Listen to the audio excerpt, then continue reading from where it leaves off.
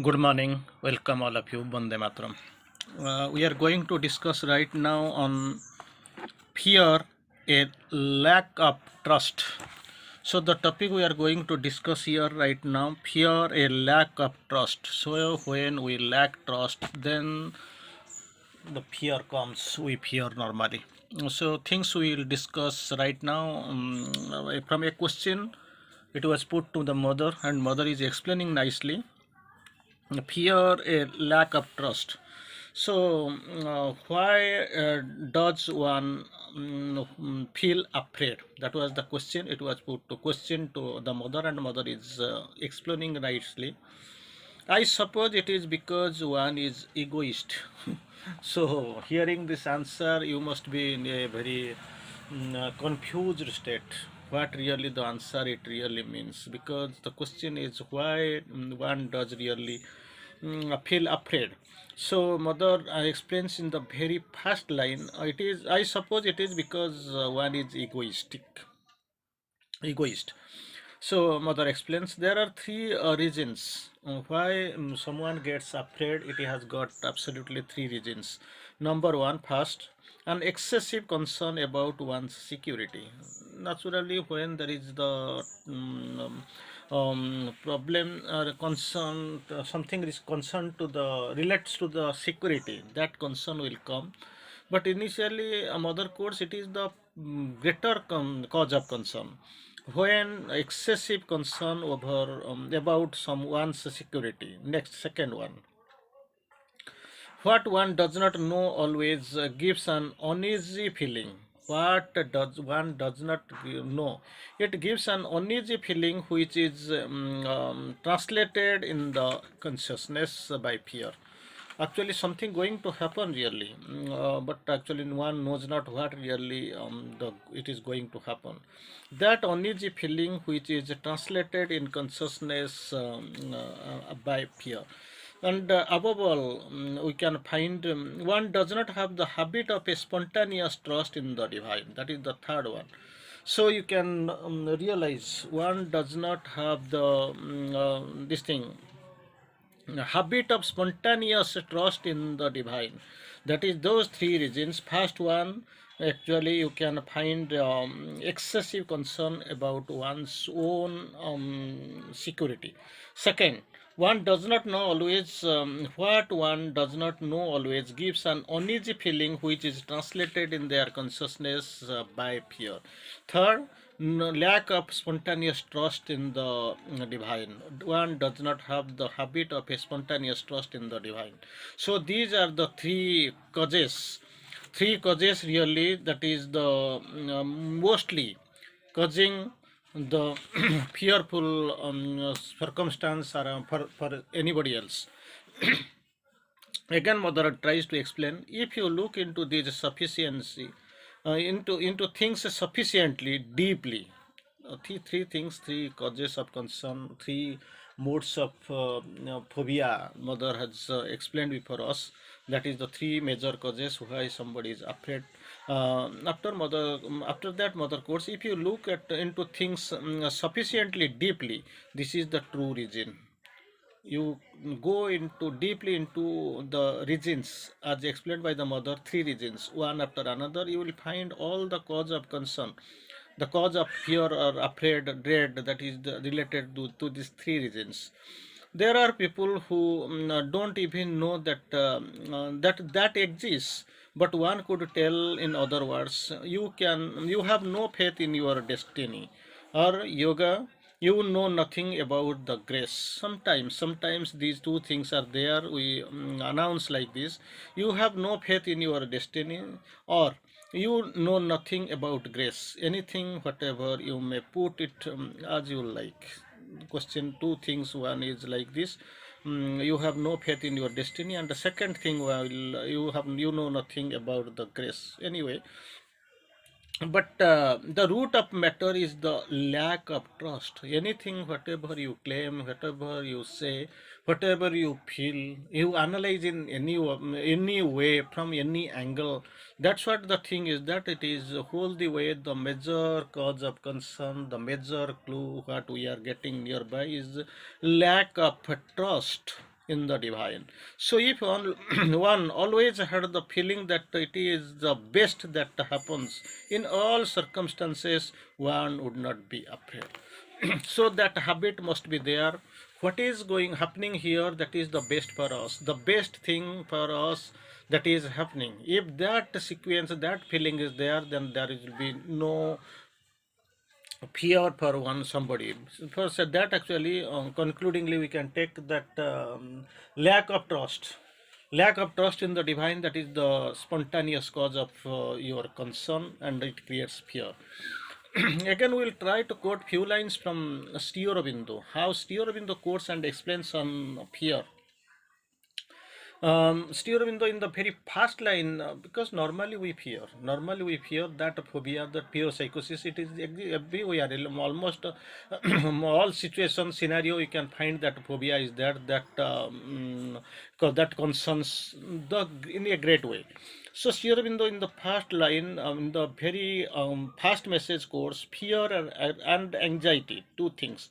Fear and anxiety are perverse forms of will, and there it the perverse form of will is expressed in two ways. One is fear and the second one is anxiety. So to quote it very clearly, and of course spontaneously, fear and anxiety are the perverse forms of the will. All will, it is in the pure purified form, and when the perverted form, perversion, distortion, that form is coming as fear and anxiety. Against here in the course, from fear and hope, take refuge in the grandiose, calm, and careless majesty of our spirit. Normally, we take shelter. We stay in two big things. One is fear and hope. That comes a big way before us, and we get actually fearful, we get afraid, we have the cause of concern there itself. Mother course, you don't stay much there, you have to get rid of. Suppose I am get rid of these two things like fear and hope, and I have to take refuge in the grandiose, calm, and careless majesty of the spirit. So instead of staying much in fear and hope, you have to take refuge in greater way, in big way, in the grandiose calm and the careless majesty of the spirit. Then we are coming on the next one, what's here in the course. The true spirit can stand fearless before even the biggest forces of nature. Truly great. It is a big consolation and a big advice from Sri Aurobindo. True spirit can stand fearless. If you have the true spirit, you are living in the spirit, it is purified, you are not intermingled, then the true spirit can stand fearless before even the biggest forces of the nature. Then Sri Aurobindo quotes, fear attracts the object of fear. We have known the child who is actually snake bitten, whom the snake has bitten. His mother actually, it fears even the rope falling before you. See, looking at the rope, she fears because she knows her child was bitten dreadly by the snake. So here also, once जो डर गया वो मर गया. So once fear, this fear attracts the object of the fear. So everything was pure. You are in a very comfortable position. You were very strong in your determination. Once this fear is invading you, then it attracts the objects of fear. Actually, you will stay away and much more rely, and of course fear, much more stand with the fear. Fear attracts the object of fear. Again, here in the course, dread shows a weakness. It is straight, it is a weakness, because mother course, faith and fear can't coexist, can't go together. One way you will be having a strong faith, and on another side there will be fear. They can't coexist, they can't go together. Against your in the course, what you fear is just a thing that is likely to come to you. It is the normal. It is coming. If it is coming, as suppose you take the wind is blowing air is blowing, there is nothing wrong in it, but sometimes you will find there is a orchard, you can find the roads will be coming, that fragrance will be coming. Sometimes you will be find that the bad smell of the hell, it is somewhere you will be finding that way also. But it's as per its phenomenon, natural phenomenon, it has to flow on. Sometimes it can find the fragrance of the flower. Sometimes actually that bad smelling also it will be there, but it has to go on like this. You what you fear is just a thing that is likely to come to you. That's likely to come to you. There is nothing no problem in it, there is nothing wrong in it, likely to come into you. What thou fearest and ponderest over. Normally, actually, something you fear and something you over which you ponder. So, what thou fearest and ponderest over, striking the note of repeatedly in thy mind, and thou helpst to bring out. So this is the thing. It comes regularly, repeatedly. It actually it strikes you like anything, repeatedly in thy mind, and then thou helps it to bring out.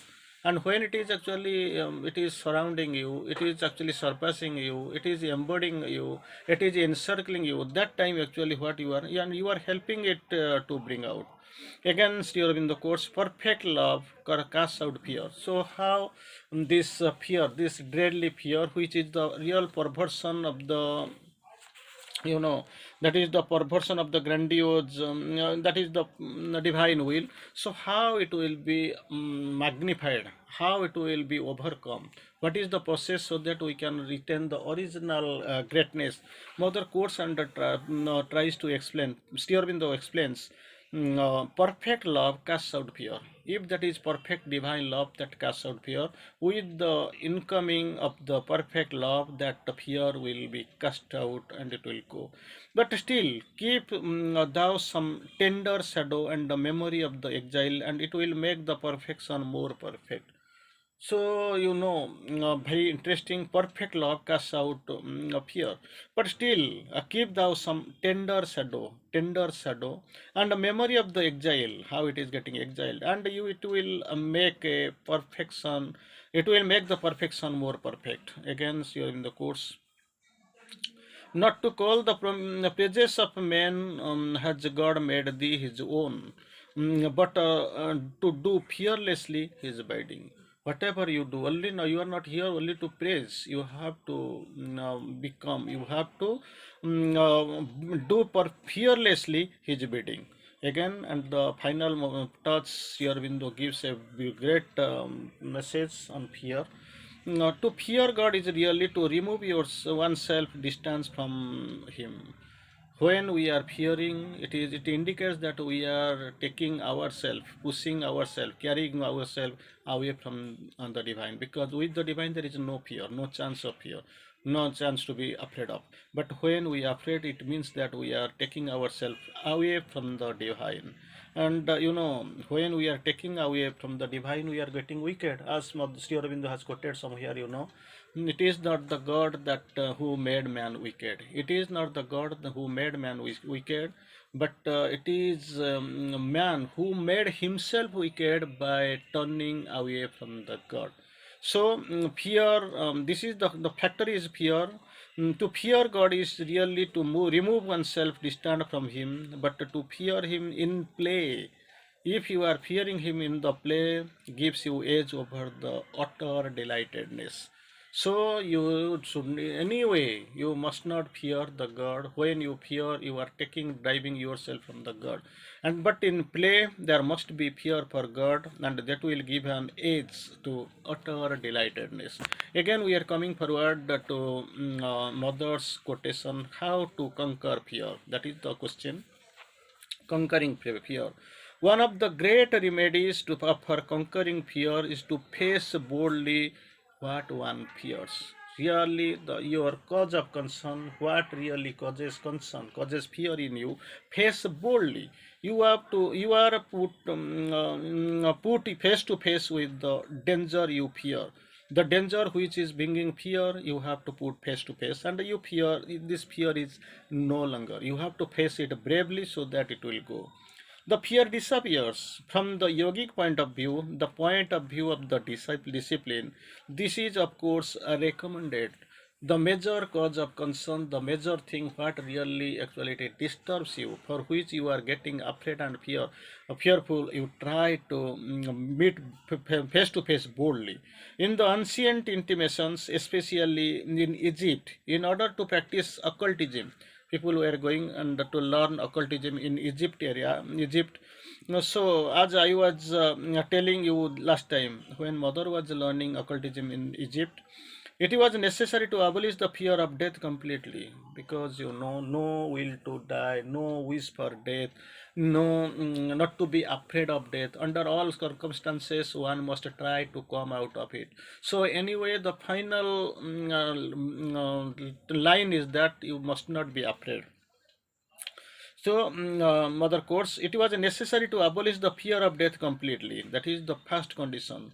Well, one practices of these days was to lay the neophyte in a sarcophagus and leave him in there for a few days, as though he was dead, he were dead. That phenomenon, that process must be accepted naturally. He was not left to die. It is a practice. It is actually a regular practice. He is keeping practice. Neither of hunger nor suffocation, but still he remained lying there as enough he were dead, as if he were dead. Under that occasion, no suffocation, no lack of food. So he was actually he remained lying there as though he were dead. It seems that cures you in all the fear. There will be curance of the fear. There will be no fear. When fear comes.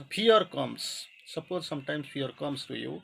If one succeed in putting upon it consciousness, that consciousness, knowledge, force, light, one can cure all together.